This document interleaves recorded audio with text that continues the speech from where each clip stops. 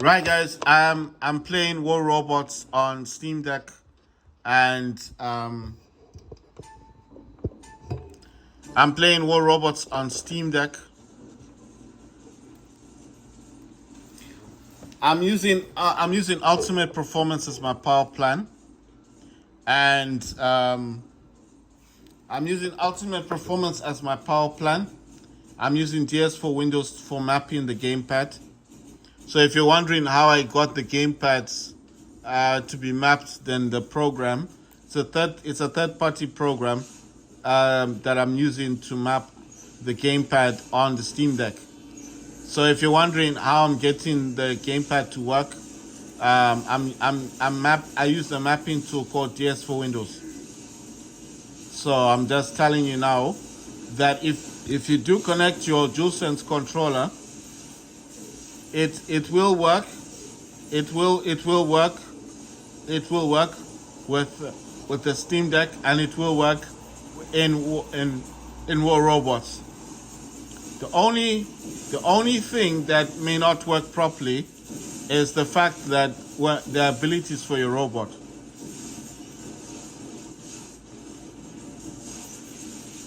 So that's all I've got to say. So you may be thinking, but it's working on yours. It's working on mine because I've mapped mine.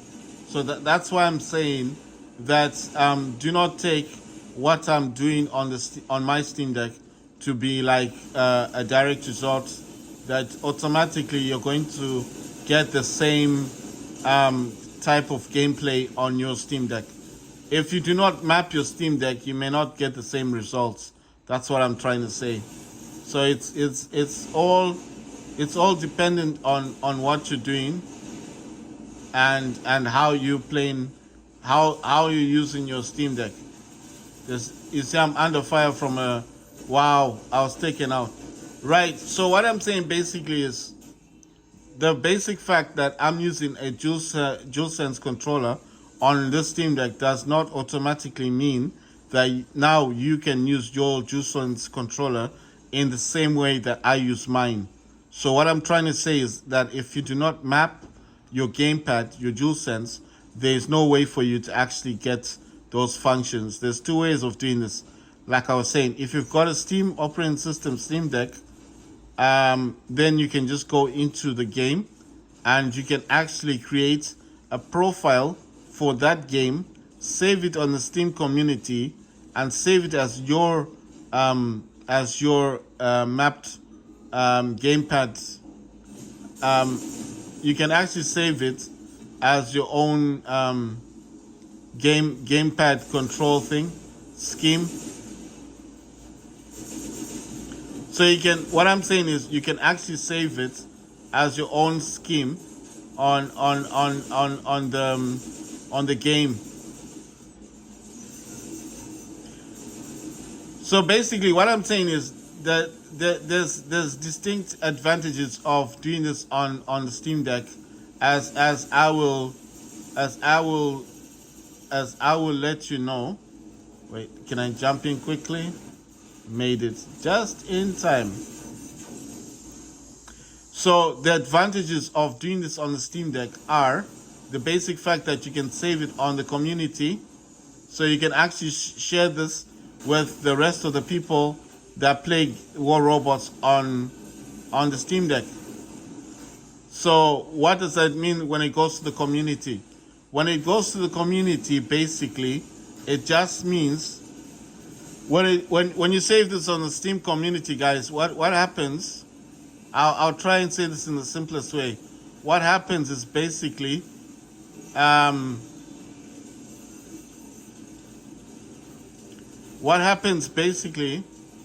is that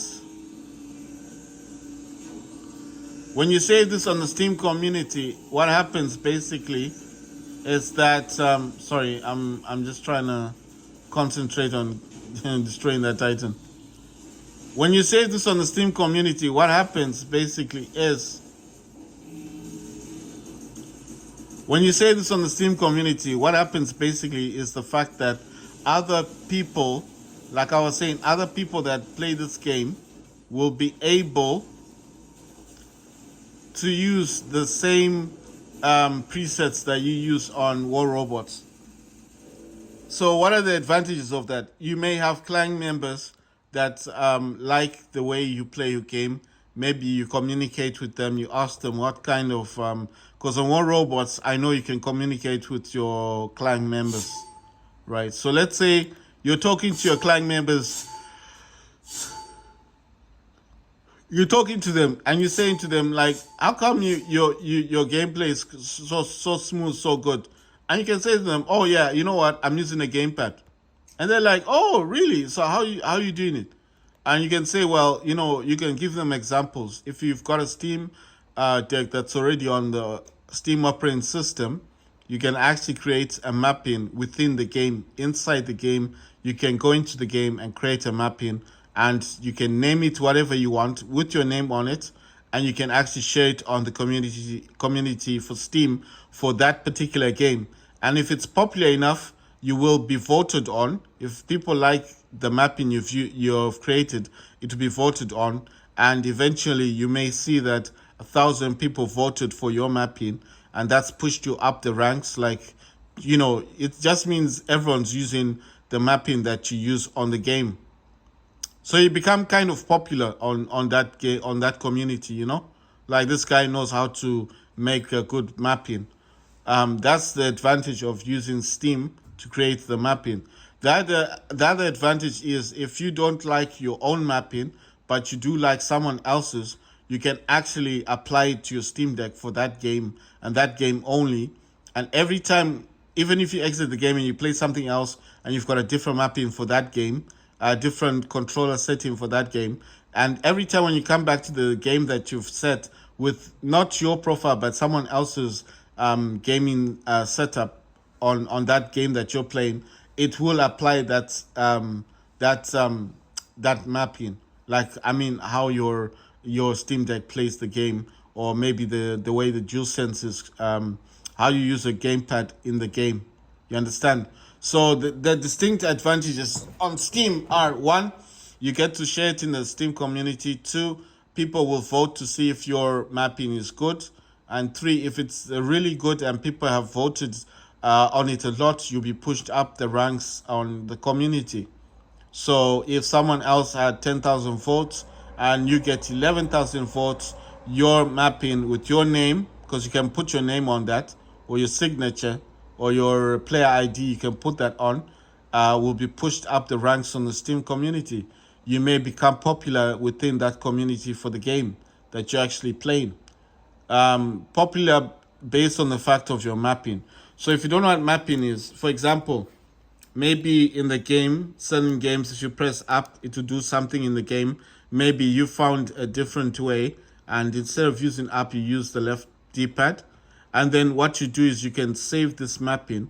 Mapping is just basically what these buttons do in the game and what these buttons do in the game. So there may be people that use square for running or sprinting, and then you decide, no, I want it to be far away from this stick, so I need it to be the triangle. You can do that with mapping. You can actually swap them around, and instead this one to be sprinting, you use the triangle. That's what mapping is. It's just changing what these buttons do on your gamepad, or even changing what the Steam Deck buttons do on the game. So with the Steam community, you can share it. They'll be voting on it, and eventually people may end up using your mapping, and you become popular within that community for Steam. If you use third-party mapping tools like the one I use, there are different types. There's 360 CE, that's for Xbox. It's an older type of mapping. It was meant for Xbox controllers that were not meant for PC gaming. Sometimes it could have been used for those Logitech gamepads.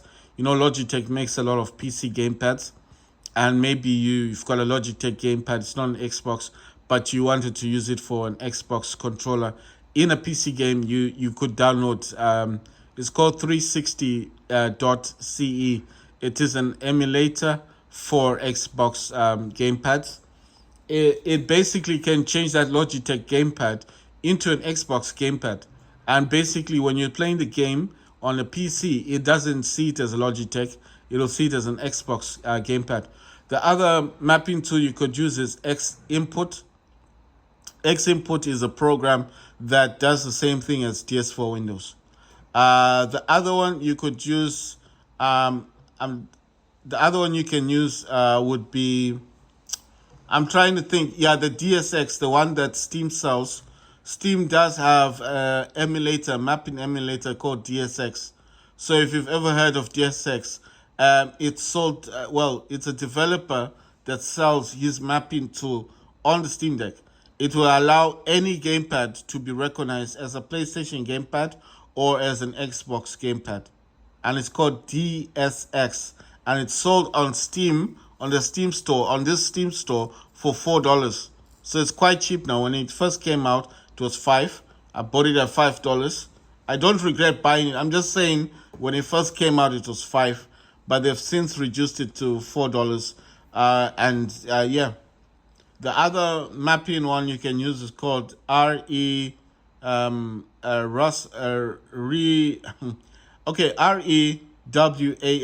It's a program for mapping gamepads, and it's a program for actually mapping your gamepad to a keyboard. I did pay for mine, but it's locked to the. It's actually locked to the Steam Deck, to this Windows Steam Deck, and there's no way for me to actually move it around. So I cannot use that program. For example, on my Asus ZenBook, it will not allow you to use it on multiple computers. Every program or every developer has their way of how they sell their mapping tool. So the one I'm talking about, the WASD one, is very popular. A lot of people do use it. But it is primarily for games that require the keyboard and mouse, and you don't want to use keyboard and mouse. You want to use a gamepad.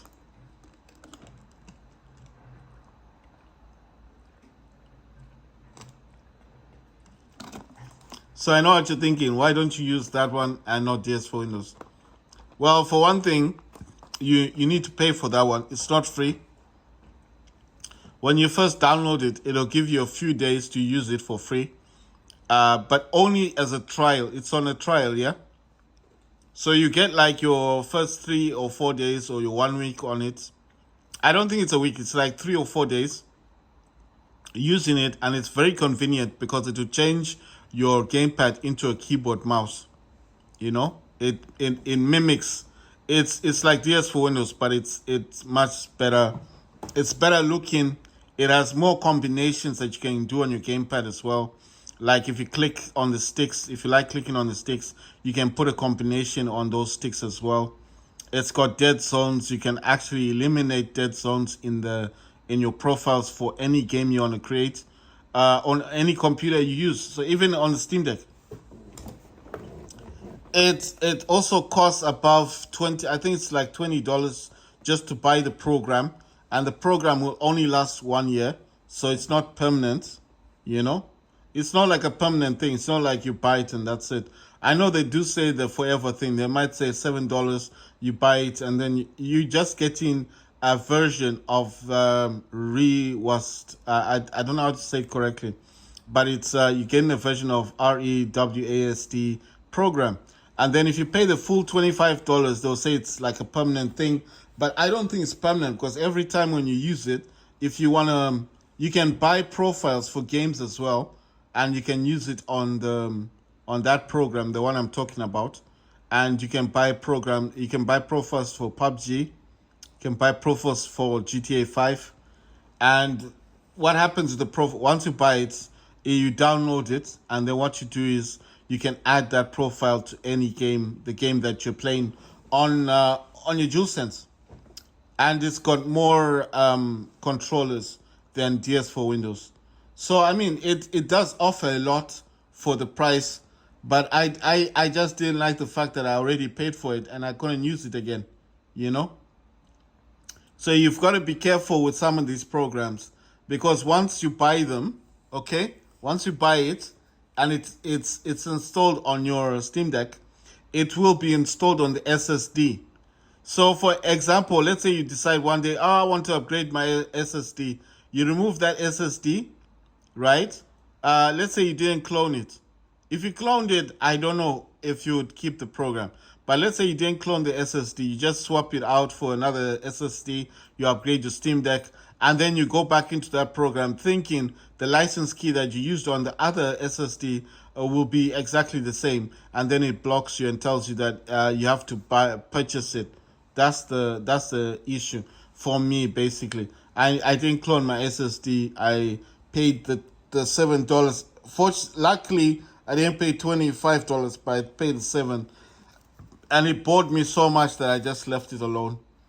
How I found DS for Windows? Well, I was looking at the 360 CE, and I was looking for those. There's a VGAM.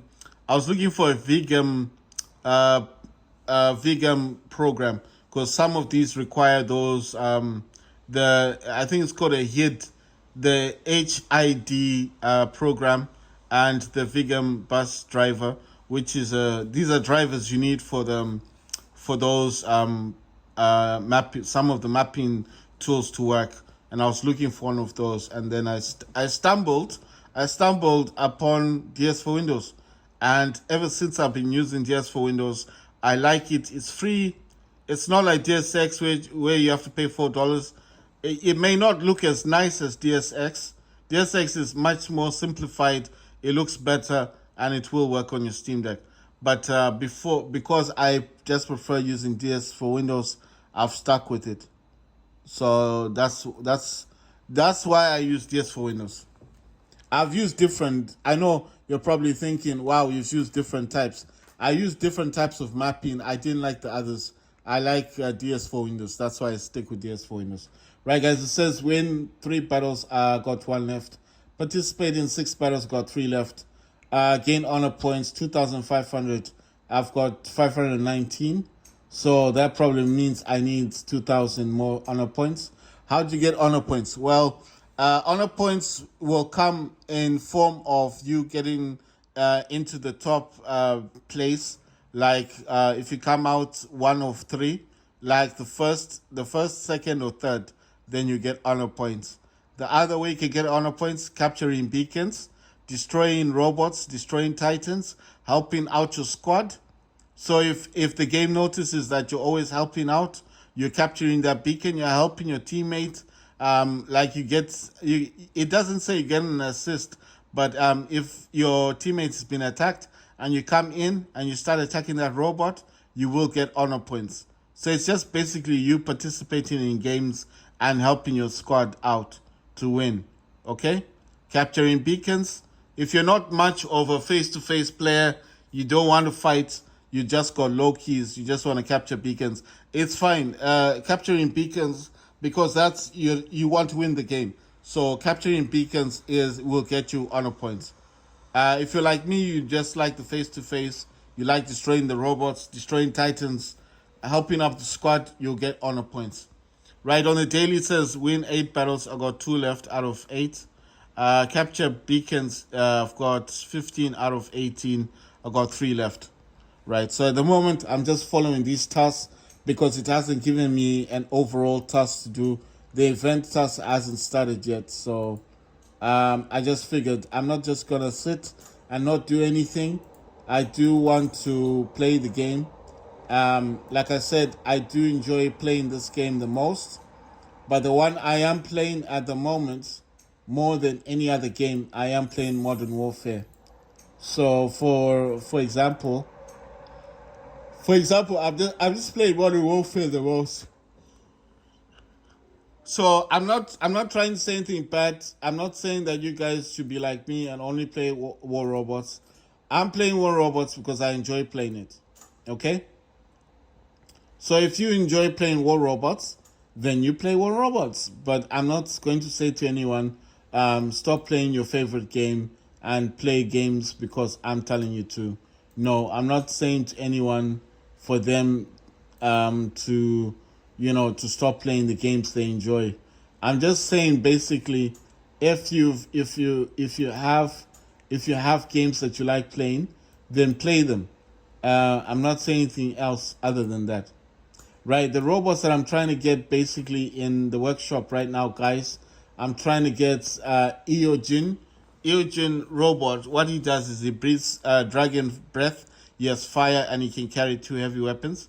I'm trying to get Nightingale. She can heal the squad, heal herself, and that means for her ability, you can actually change that to like stealth, so you can detect robots in stealth, or like I don't know, you can no, sorry, the quantum sensor thing that you can change it to, and then you can detect robots and stuff, or you can actually select stuff, and then I'm just saying because Nightingale can heal itself.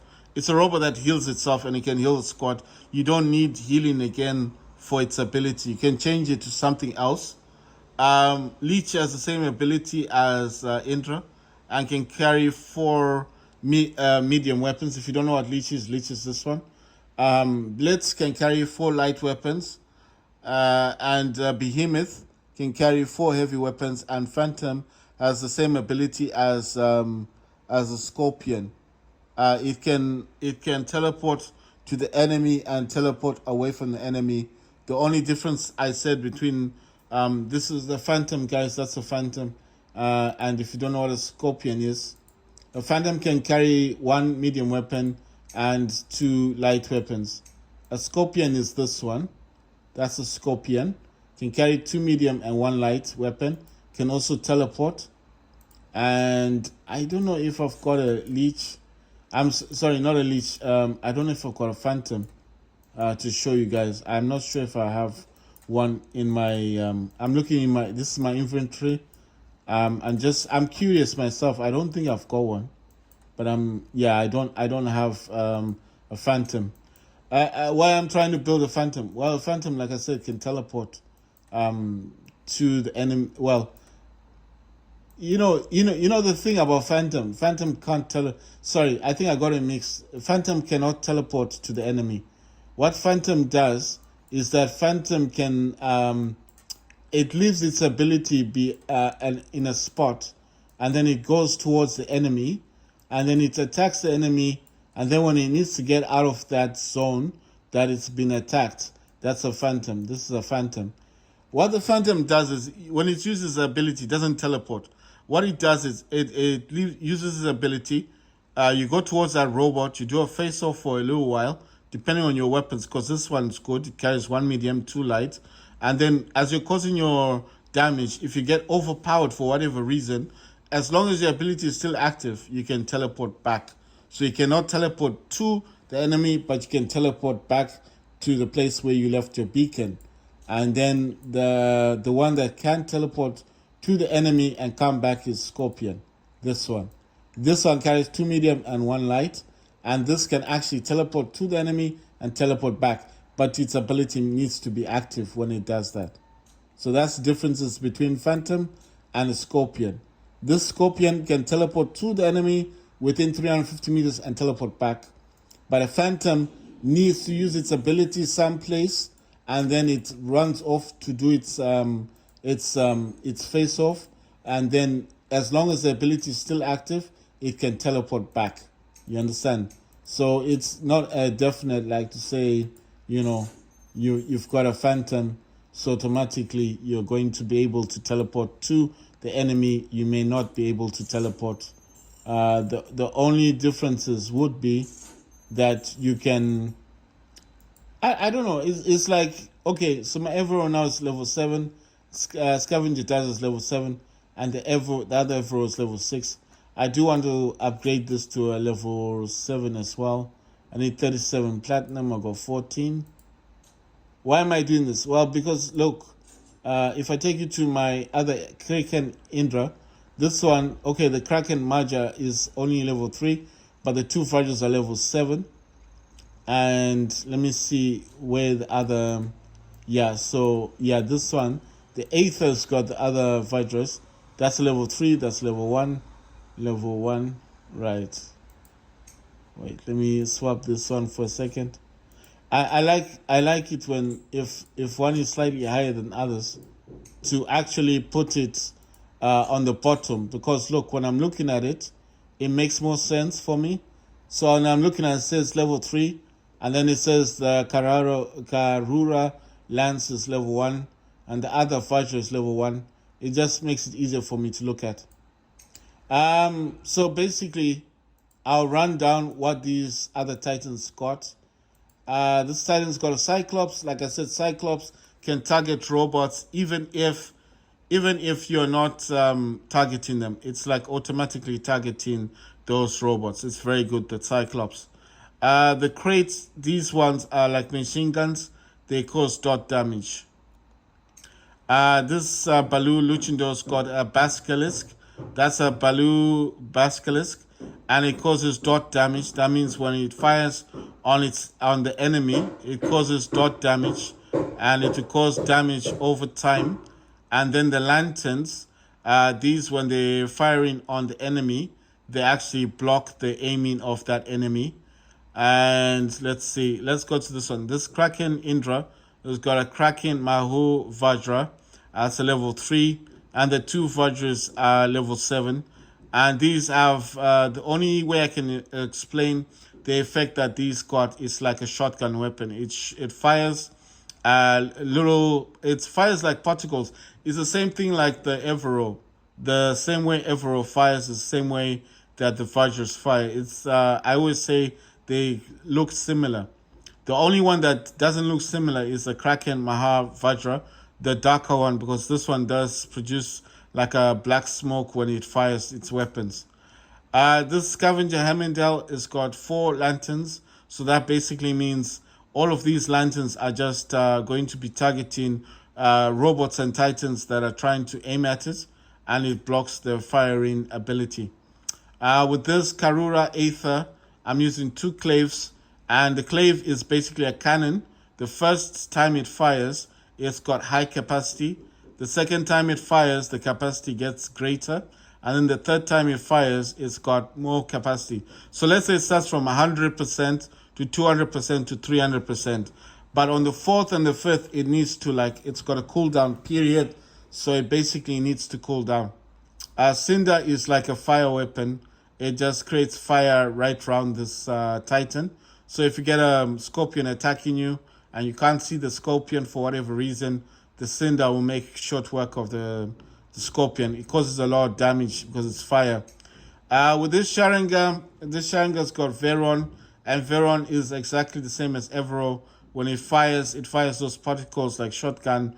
They look like bubbles, but they do cause a lot of damage. And those are 3 Verons. Those are alpha weapons. With this Aether, it's got the Mahavajra. These are like, I don't know if these are the normal Vajras, but the one is level 3, one is level 1. Like I said before, when this weapon fires, it fires bubbles. They look like shotgun.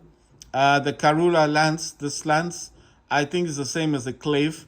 The first time it fires, it does do 100% damage. The second time it fires, 200% damage, and the third time it fires is 300% damage. So as the more it fires, the more powerful it gets. It is a cannon, but after the 3rd shot, it needs to cool down. So you can't just keep firing it.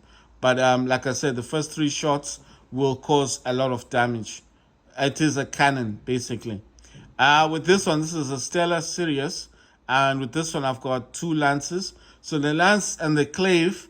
And let me see. I think that one was a lance as well. Yeah, that's the Karula lance. Okay, it's just a different name. But it's the same. The lance, like I said, the first shot is 100%. The second shot is 200%. And the third shot is 300%. And the 4th, 5th, 6th, 7th shot, like I said, after the 3rd, will just be weaker because it's a cannon. It needs to cool down. The Pentagrol, what this does, it fires particles to the Titan or to the robot, and it breaks up the armor, and it recycles them. It basically breaks up the particles of your armor for your Titan or robot and brings it back to the Stellar Sirius for it to repair itself. It's like I said, it's like a recycling tool. It's an interesting weapon. If you've ever seen someone firing on you and you notice that your Titan is suffering a lot of damage, then basically, and I think it fires like a green a green type of laser or something.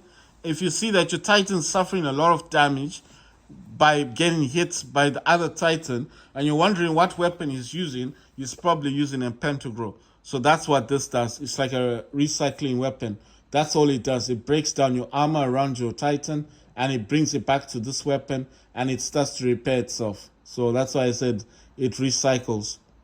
With this Oxminos, it's got two Lunar Squales. Those are shotgun weapons, the Beta, and then the Scavenger Lantern. I could have added a third Lunar Squale, another shotgun, but I do find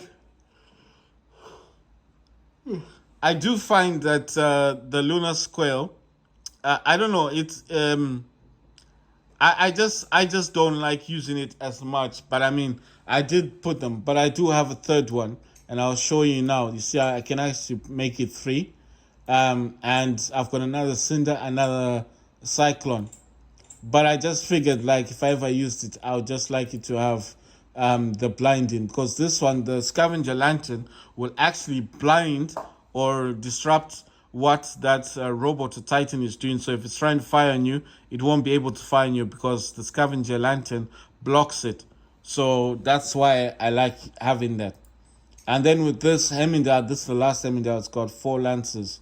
So like I said, lances are cannons, and the first shot will be powerful. And the first shot's 100% damage. The second shot is 200% damage. And the third shot is 350% damage. But after that, it needs to cool down. So you can't just keep firing them. I mean, you probably will, because war robots, you will always be firing your weapons. But I'm just saying that's what happens in the game. Right, I do want to upgrade this Evero at least to its brethren. I need 37. Let me see. Upgrade, it says 37 platinum. I've only got 14, so I need about 2. So I need 23 platinum, and then I can upgrade the Evero on this one. Right, guys, I'm gonna jump into a match now. Like I said, the actual task that I need to do hasn't come up yet.